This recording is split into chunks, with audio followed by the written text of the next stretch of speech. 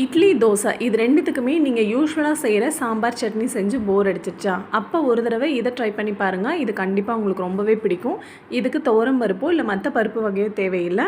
நீங்கள் இட்லி ஊற்றி வச்சுட்டு 10 மினிட்ஸில் இது ரெடி பண்ணிடலாம். அவ்வளோ சிம்பிளான ரெசிபி, டேஸ்ட்டாகவும் இருக்கும். எப்படி செய்யுதுன்னு பார்க்கலாமா? ஃபஸ்ட்டு ஒரு கடாயில் தாளிக்கிறதுக்கு தேவையான அளவு எண்ணெய் ஊற்றிட்டு அது கூடவே கடலைப்பருப்பு, உளுத்தம்பருப்பு, கடுகு இதெல்லாம் பொரிஞ்சு வந்ததுக்கப்புறமா ஒரு பெரிய வெங்காயம் நல்லா பொடியாக கட் பண்ணி அதையும் இதோடவே சேர்த்திக்கோங்க. ஒரு சின்ன பச்சை மிளகா அதையும் இதோடவே சேர்த்து நல்லா வதக்கிக்கோங்க. இது நல்லா வதங்கினதுக்கப்புறமா கொஞ்சமாக இஞ்சி பூண்டு பேஸ்ட், அதிகமாக வேண்டாம், கொஞ்சமாக இஞ்சி பூண்டு பேஸ்ட் போட்டுக்கோங்க. அதுவும் நல்லா வதங்கினதுக்கப்புறமா 2 மீடியம் சைஸ் தக்காளி நான் கட் பண்ணி போட்டிருக்கேன். அதை இந்த மாதிரி கட் பண்ணி நல்லா பொடியாக கட் பண்ணி போட்டுக்கோங்க.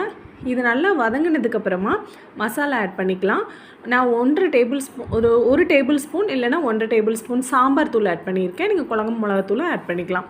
அதோடவே கொஞ்சம் மஞ்சத்தூள், இது எல்லாத்தையும் போட்டு நல்லா வதக்கி கொஞ்சமாக தண்ணி ஊற்றிக்கோங்க. இதுக்கப்புறமா நீங்கள் தேவையான அளவு தண்ணி ஊற்றிக்கலாம். கொஞ்சமாக தண்ணி ஊற்றி வதங்கினதுக்கப்புறமா அந்த பச்சை வாசம் லைட்டாக போனதுக்கப்புறமா நீங்கள் கொஞ்சம் தண்ணி உண்டுனா ஊற்றி அதுக்கு தகுந்த மாதிரி கொதிக்க வச்சுக்கோங்க. இதுக்கப்புறமா 1 டேபிள் ஸ்பூன் கடலை மாவை தண்ணியில் கரைச்சி இது நல்லா கொதிக்கிற ஸ்டேஜில் இதோட ஆட் பண்ணிக்கோங்க.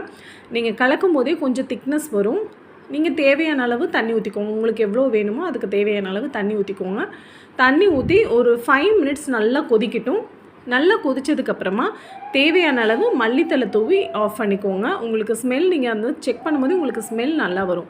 அந்த டைமில் மல்லித்தலை போட்டு ஆஃப் பண்ணிக்கோங்க. டேஸ்டியான டிஃபன் சாம்பார் ரெடி.